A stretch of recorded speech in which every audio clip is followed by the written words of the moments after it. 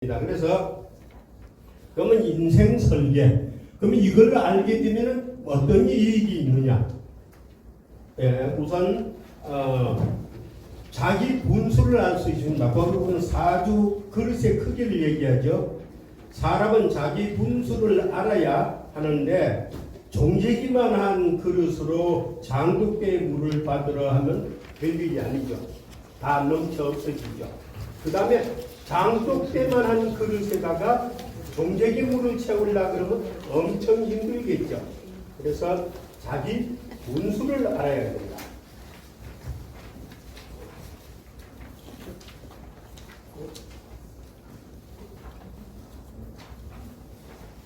약을 움직이지 않아.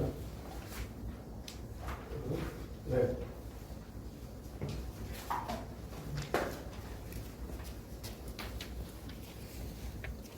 네, 자기 분수를 알아야 된다. 그 얘기입니다. 그러면 뭔 얘기인가 하면은 결론적으로 자기 현실에 맞게끔 허욕을 부려도 안 되고 지나친 또 너무 마음을 적게 가져도 안 된다 이런 뜻입니다. 그래서 자기의 그릇을 알고 스스로 처신을 잘하며 또 자기 가족과 친지 남의 그릇을 알고 조언해 줄 것이니 이 또한 얼마나 보람된 일인가.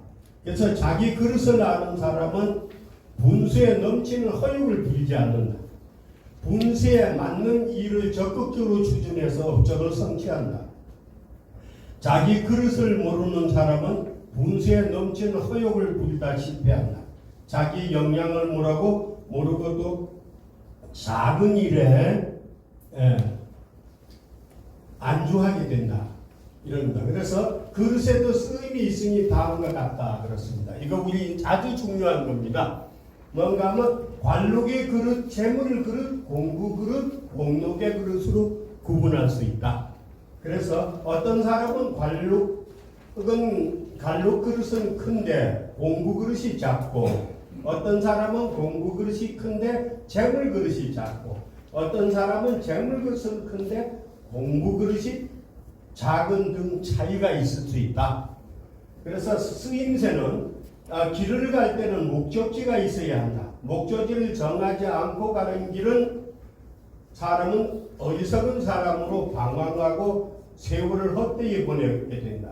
이는 특히 부모와 친척의 역할이 매우 중요하니 자라는 청소년에게 일찍부터 자기 적성에 맞는 진로를 찾아주고 준비를 한다면 성공은 빠르고 수월한 것이며 큰 일을 해낼 수 있을 것이다. 그러면 쓰임새, 관록의 그릇이 크고 공부 그릇이 작은 사람은 관직으로 나가야 되고, 공부 그릇이 크고 재물 그릇이 작은 사람은 학자로 나가야 되고, 교육자의 길로 나가야 되고, 공부 그릇이 작고 재물 그릇이 큰 사람은 사업가로 가야 하니 이것이 그릇의 쓰임새다. 이 얘기입니다. 그리고 자기 진로를 아는 사람, 자기 길을 찾지 못하고 허송세월하는 일이 없다. 성공이 용이하고 빠르다. 자기 진로를 모르는 사람, 자기 길을 찾지 못하고 허송세월한다. 허송세월하며 다시 시작해야 하니 성공이 더디고 느리다 할 것입니다. 철든 사람, 이건 때를 아는 사람요. 근데 옛적 백락이라는 사람이 있어서 천리만을 감정할 적에 명마가 모두 그 손에 나왔다고 합니다. 이와 같이 큰 그릇을 가진 인재도 그를 알아보고 써주는 사람이 있어야 큰 일을 할 수 있다. 인재도 때를 잘못 만나면 쓰이지 못한다. 이와 같이 철든 사람은 때를 아는 것이니 공부할 때 공부하고 일할 때 일하며 쉴 때 쉬는 것이다. 인생은 바다에서 배를 타고 항해하는 것이니 때로는 순풍이 불기도 하고 때로는 역풍이 불기도 한다. 순풍이 불 때는 더욱 열심히 노력해 노를 젓고, 역풍이 불 때는 잠시 쉬고 바람을 피하는 것이 좋다. 만약 이와 반대로 역풍에는 앞으로 나가려 하고 순풍에는 안주한다면 하는 일마다 어렵고 고통받을 것이다 이 얘기입니다. 그럼 운을 아는 사람, 운이 나쁠 때는 자기 개발을 한다. 자, 우리가 명리학상으로 오늘 최소한도 우리 이런 얘기 많이 들어보셨죠? 3번 죽으라는 노름 없다. 대부분 한 3년, 4년 주기로 체운이 돌아오고 옵니다. 그러면 지금 어렵고 힘든데 그때일수록 어떻게 되는지 아세요? 충동을 느껴요. 예를 들었습니다. 재물을 손해보려고 하는 운에 어떤 일이 생기는가 하면요. 예금 통장에다 1억 떠나고 잊어버리고 일 잘하다가 어느 날 갑자기 통장을 찍어보니까 이자가 20만 원밖에 안 되네. 야, 내가 바보짓 했다 이거예요. 이걸 건물을 사서 세를 냈으면 얼마가 이익이고 주식을 샀으면 얼마가 이익인데 은행에 넣어두고 썼겠다 이런 생각을 하는 거예요. 그런데 그때 충동을 느껴가지고 이제 새로운 걸 뚝 하고 나면은 망하는 거예요. 그래서 살아가면서 갑자기 뭘 하고 싶을 때가 있어요. 지금 하던 게 염증이 나고 싫을 때, 그때 그런 충동에 의해서 움직이게 되니까 손해를 보더라. 그리고 손해는 여기 뭐 다 살아보셔서 아시겠지만 한 번씩 다 금송아지 키워봤고 망해도 보고 하신 분들에게 어려움 겪어봤죠. 그런데 어려움 겪고서 저를 뒤돌아보세요. 뭐가 원인이 뭔가?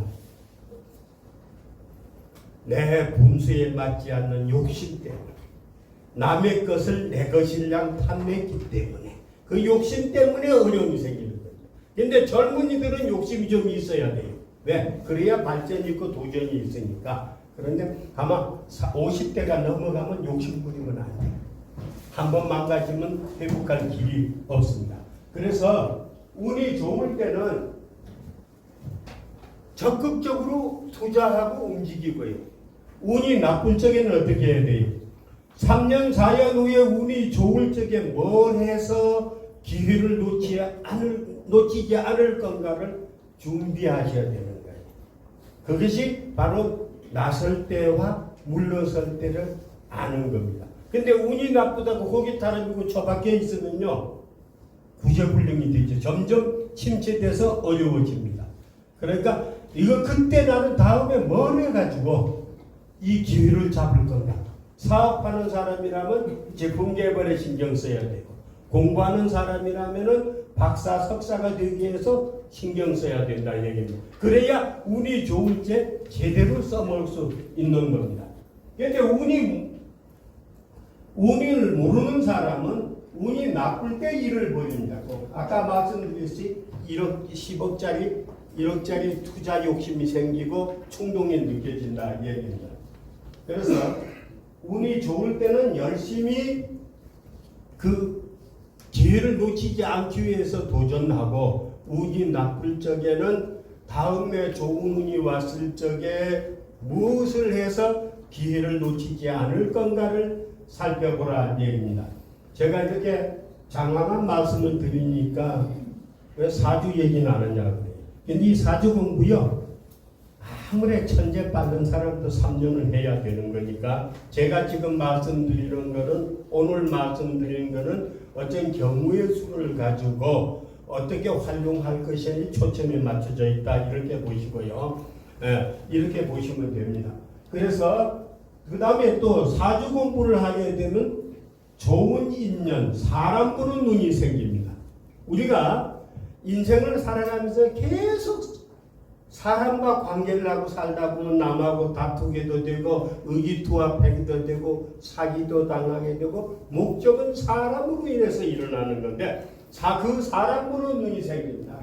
사주 공부를 한 사람이라면 모른지기 사람 보는 눈을 갖추게 될 것이니, 선인인가 악인인가, 그 사람의 그릇이 얼마나 되는가, 그의 때가 언제 오는가를 보고 좋은 인연을 찾아 때를 알았으면 수월하게 일을 성취할 것이니, 이 얼마나 다양한 일인가, 사주 공부를 하는 보람이 여기 있을 것이다 그랬습니다.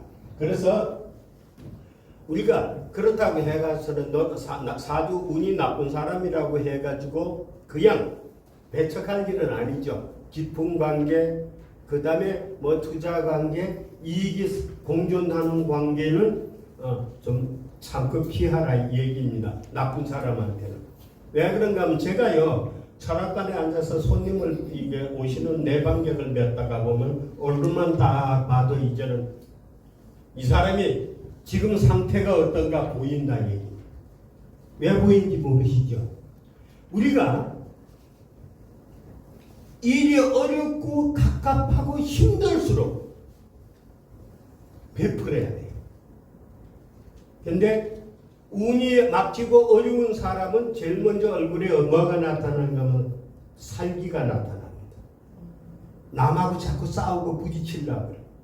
근데 내가 그래 당신은 좀 뭘 베풀고 살아라 하니까 내가 베풀 게 어디 있어요. 그래서 저는 뭐라고 하는가 하면요 부처님 말씀에 무죄 칠시라는 게 있는데 그 중에서 하나가 남한테 웃는 얼굴 보여주는 것도 보시라 하더라. 짜증내면 자꾸 싸우게 돼요. 근데 싸우면 또 어떻게 될까요? 남자끼리 싸웠던 여자분끼리 싸우고 나서 안 볼 수 없으니까 이제 커피 한 잔 먹든 막걸리 한 잔 먹든 어떻게 하겠어요? 화해를 하죠. 그 화해를 해도요 그 싸운 찌꺼기까지 씻어지는 거 절대 아닙니다. 평생 그 가슴이 맺혀 있어요. 그 싸운 찌꺼기를. 그래서 언제 내가 지금 운이 어렵지만은 안 좋지만은 운이 풀려가지고 뭐 내한테 1,000,000원밖에 없는데 1,500짜리 일을 좀 하려고 하면은 그 친구한테 가서 야 돈 1,500원 빌려줘. 야 이마 내가 돈이 어디 있어 이래요. 안 싸운 사람한테 가서 얘기하면 어쩐지 하고 야 나는 없지만 내가 어디 빈말이라도 구해볼게 그러는 거예요. 그래서 남하고 다투고 나면 꼭 손해를 보는 거예요. 그리고 세상 살면서 제일 큰 이익이 뭐라고 생각하시요? 우리가 이익을 볼 때는 몇 가지 조건이 있죠. 싸워서 뺏은 이익, 이겨서 얻은 이익, 그 다음에 뭐지 있죠? 내가 베푼 이익. 그 중에서 내가 베푼 이익이 덩치가 제일 큰데 그 대신에 천천히 들어와요. 반드시 이익을 베푼 거는 공짜가 없습니다. 그래서 천천히 들어오는 것 뿐이지 제일 큰 거예요. 그러면 큰 게 제가 말씀드린 거 그런 거 싸운 사람한테 오염회 돈 빌리러 가도 그 싸운 것 때문에 못 빌려. 도와달라고 해도 안 도와줘. 그 다음에 그 한번 싸우고 나면 그 사람하고 가까이 가기가 싫어. 저놈이 똑같이 나니까 또 깨물까 싶어가지고. 우리가 이런 게 있어요. 맑은 물에 고기 못 산다는 얘기와 똑같이 사람은 상대가 들어와서 앉을 수 있는 공간을 내줘야 돼. 그래야 주위에 사람들이 있어. 그 공간을 내주기는 어떻게 해야 되는지 사람을 겉으로 재지 말고 가슴으로 재야 돼. 제가요 서울서 30년 동안 생활하다가 강원도 태백이라는 데를 한 20몇 년 전에 이제 왔어요. 왔는데 최고 어려웠던 게 그거였습니다. 서울에는 있잖아요. 꼴보기 싫으면 욕하고 싸우고요. 안 보면 그만이야. 인간 많으니까 또 사귀는데. 아이고 지역에 오니까 그게 안 돼요. 꼴보기 싫다고 싸우고 나니까 가만히 살펴보니까 그놈 아니면 죽도 못 사는 놈이 또 있어. 그러면 2개, 3개 있더라고.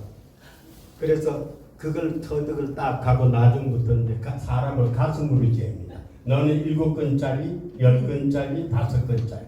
5건짜리는 5건 대접을 해주고 7건짜리는 7건 대접해주고 10건짜리는 다 주고 거예요. 그래서 이런 식으로 사람 보는 눈이 상당히 생겨서 좋다 이런 말씀을 제가 드린 겁니다. 그건 사람 보는 눈이 있으면 다 말씀드렸죠. 그 같은 얘기고 그럼 이걸 어떻게 활용할 건가? 자, 첫째 젊은이들은 자신의 진로 선택에 활용합니다. 그 다음에 둘째 부모님은 자녀들과의 소통하고 진로 지도의 도구로 활용할 수 있습니다. 다음에 직업의 다양성 중에 적성과 분수에 맞는 분야를 찾아 활용하면 직장에서의 갈등 스트레스 없고 일 즐겁다. 이게 제일 중요해요. 내 적성에 맞는 일을 하게 되면요, 직장 생활에도 힘이 나고 즐거워. 공급날 안 기다려져. 열심히 일하다 보면 돈 나와.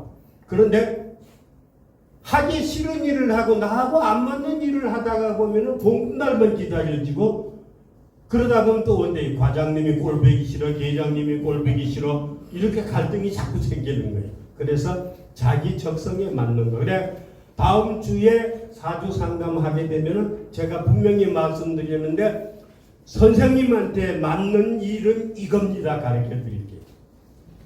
그대로 하면 힘이 안 들어요. 그러면 사람이 그런데요, 내한테 맞는 일은 하기 싫어요. 왜? 우리 인간은 내가 큰 거 가지고 있는 거는 귀한 줄 모르고 남의 손에 떡만 크게 보이기 때문에 꼭 그런 거예요. 그러니까 내한테 없는 걸 남의 걸 뺏으려고 하다 보니까 힘이 든 거예요. 근데 자기 잘 되는 분야를 하게 되면 힘이 하나도 안 듭니다. 그래서 저도 직장 생활할 적에 진짜로 엄청 힘들었어요. 꼭 묵혀 있다가. 근데 요즘요, 여기저기 이렇게 불러줘서 뭐 나와서 뭐 이렇게 스트레스 풀고도 이 학문을 같이 공유하고자 하는 분들하고 소통을 하고 나면 엄청 즐겁습니다. 그와 마찬가지 자기한테 맞는 일을 해줬다. 그 다음에 사람과 관계에서 사람 보는 눈이 생겨서 실과 리를 가릴 수 있는 능력이 생깁니다. 아까 얘기했듯이 5건짜리는 5건으로 대해주고 10건짜리는 10건으로 대해주면은 후회하는 일이 없다. 니 때문에 내가 속아서 나는 주고 뺀마저 할 일이 없다. 이렇게 보시면 되고요. 그 다음에 5째, 때를 알기 때문에 물러서야 할 때 물러서고 나서야 할 때 나서는 지혜가 생겨서 무모한 도전으로 손해보는 일이 없다. 이를